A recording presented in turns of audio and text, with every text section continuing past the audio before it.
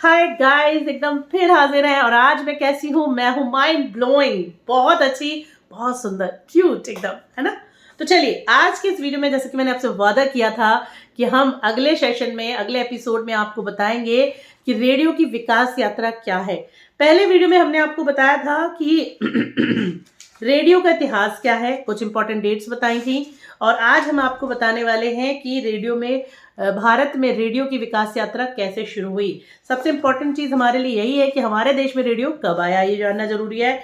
तो सबसे पहले दोस्तों लिख लीजिए, नोट कर लीजिए दिमाग में, दिल पर या फिर पेपर कॉपी पर कि भारत में रेडियो का प्रसारण 1921 अगस्त से शुरू हुआ। अगस्त 1921 में भारत में पहला रेडियो शुरू हुआ। और तब यहां पर तत्कालीन गवर्नर जनरल जॉर्ज लॉयड थे। उनके कहने पर टाइम्स ऑफ इंडिया और पोस्ट एंड टेलीग्राफ विभाग के संयुक्त प्रयास से रेडियो का पहला प्रसारण मुंबई यानी बंबई में किया गया था। सन 1926 में कुछ पर्सनल रेडियो क्लब्स द्वारा प्रसारण कंपनी गठित की गई। उसके बाद बंबई, कोलकाता, मद्रास में ये रेडियो प्रसारण शुरू की गई। इन क्लबों में मार्कोनी कंपनी का ही ट्रांसमीटर लगा हुआ था। ट्रांसमीटर से ही रेडियो की आवाज जो है वो एक दूसरे से दूसरी जगह जाती है। 23 जुलाई 1927 को बॉम्बे केंद्र का उद्घाटन तत्कालीन वायसराय लॉर्ड इरविन ने किया। और इससे बहुत पहले बंगाल में रेडियो क्लब बनाया गया था। इसके कुछ हफ्ते के बाद 26 अगस्त 1927 को कलकत्ता का केंद्र का शुभारंभ गवर्नर स्टेनली जैक्सन ने किया, जहां से पहला समाचार बुलेटिन रिलीज यानी प्रसारित किया गया था। 1930 में सरकार ने प्रसारण सेवा का प्रबंधन अपने हाथ में ले लिया।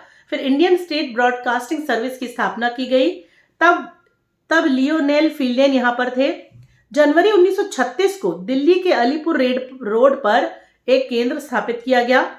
8 जून 1936 को इंडियन स्टेट ब्रॉडकास्टिंग कंपनी का नाम बदलकर, जी हाँ दोस्तों, जो रेडियो स्टेशन के नाम को आज आप जानते हैं, पहले उसका नाम इंडियन स्टेट ब्रॉडकास्टिंग कंपनी हुआ करता था, जिसे बाद में बदलकर ऑल इंडिया रेडियो कर दिया गया। जी हाँ, जिसे हम AIR कहते हैं, ऑल इंडिया रेडियो। लेकिन पहले इसका नाम जो था वो इंडियन स्टेट ब्रॉडकास्टिंग कंपनी था। इसे बदला गया 8 जून 1936 को।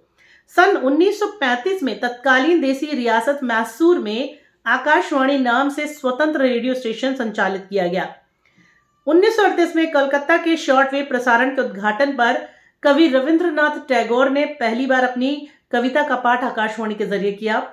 1939 में पश्तो भाषा में कार्यक्रम प्रस्तुत किए गए।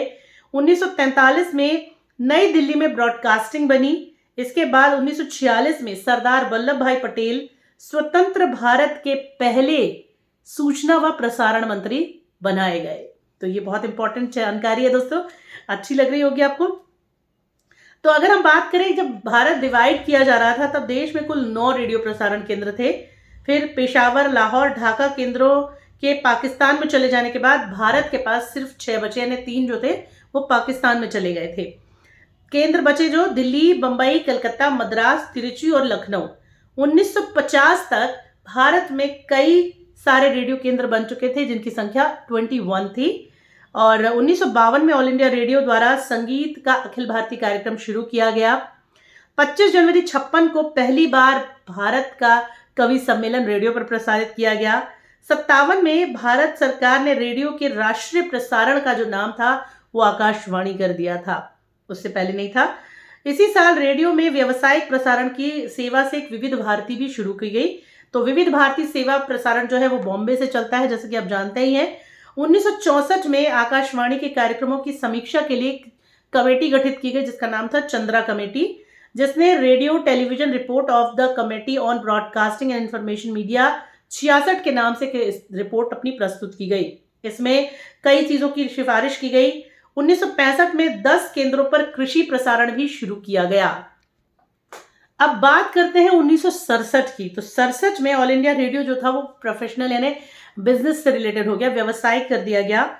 और 69 में सामुदायिक श्रोता योजना की प्रारंभ हुई। सन 1971 से युवावाणी शुरू किया गया। और मैं आपको बता दूं कि जब मैंने ज्वाइन किया था पहली बार 2000 में, तो मैंने भी युवाणी से ही शुरू किया था। 1971 में शुरू हुआ था युवाणी और मैंने ज्वाइन किया था 2000 में। ठीक है। और सर्वप्रथम चुनाव बुलेटिन का प्रसारण 1977 में हुआ। जुलाई 77 में फ्रीक्वेंसी मॉड्यूलेशन ट्रांसमीटर चालू होने से, यानी एफएम चालू होने से आकाशवाणी को नई दिशा मिली, यानी 1977 में जब मेरा जन्म हुआ था। 1978 में वर्गीस कमेटी ने आकाशवाणी की स्वायत्तता को देकर एक जोर डाला। 18 मई 1988 को राजीव गांधी द्वारा रात्रिकालीन आकाशवाणी प्रसारण सेवा राष्ट्र को समर्पित की गई। उससे पहले रात में सेवा आकाशवाणी पर नहीं होती थी।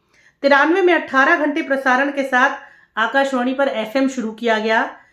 अगस्त 1993 में आकाशवाणी ने अपना एक हिंदी प्रभाग समाचार सूचना संग्रहण आरंभ कर दिया। 1 अप्रैल 1994 से स्काई रेडियो शुरू किया गया आकाशवाणी के लिए, जो एक नई हलचल थी।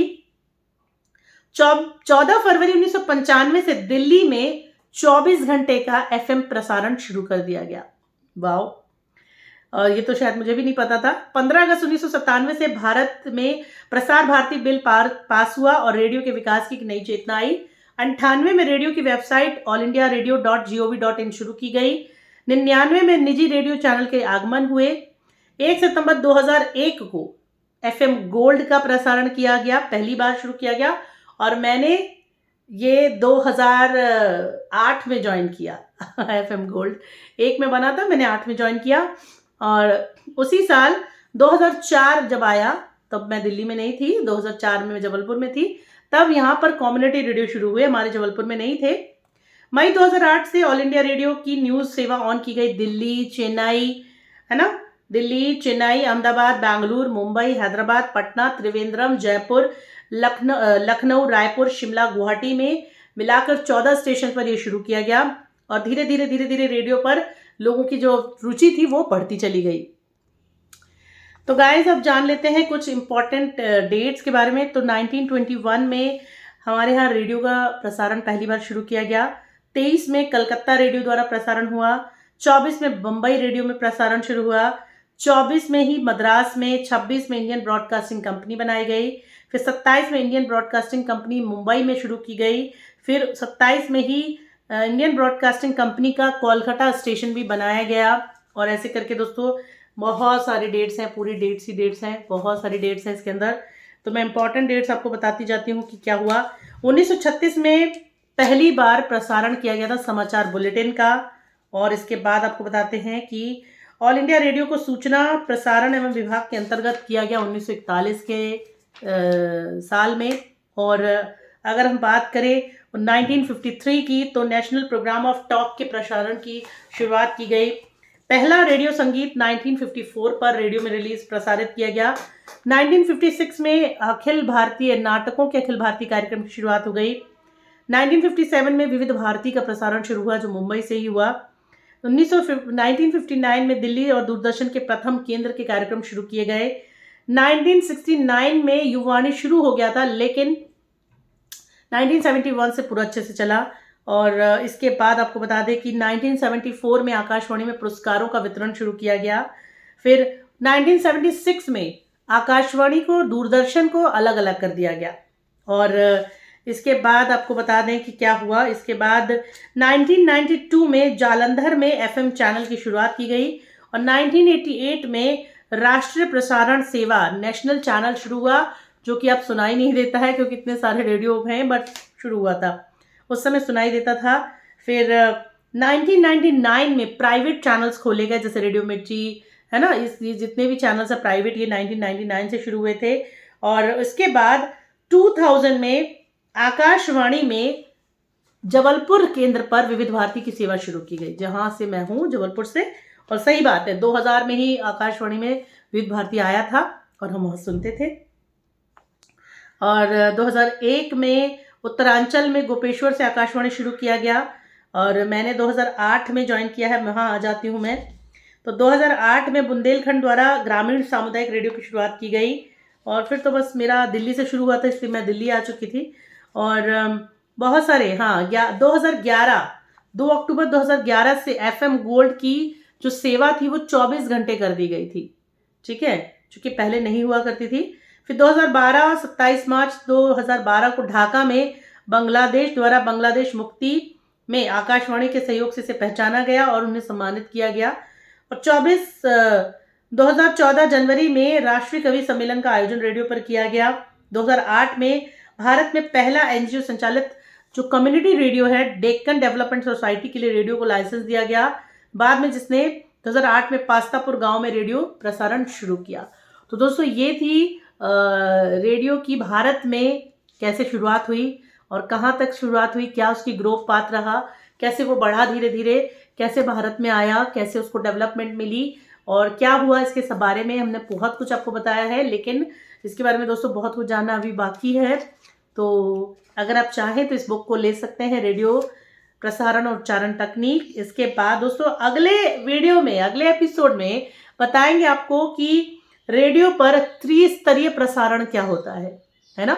तो रेडियो पर त्रिस्तरीय प्रसारण के बारे में अगर आप जानना चाहते हैं तो भाई हमारे साथ आप जुड़िएगा। अगले वीडियो में हम आपको बताएंगे, अगले एपिसोड में। तो चलिए इसके साथ bye bye, take care, mind blowing good life. Thank you so much. Creative रहे, एनर्जेटिक रहे और हमारे वीडियोस को देखकर शेयर करते रहे। Love you all, take care, bye.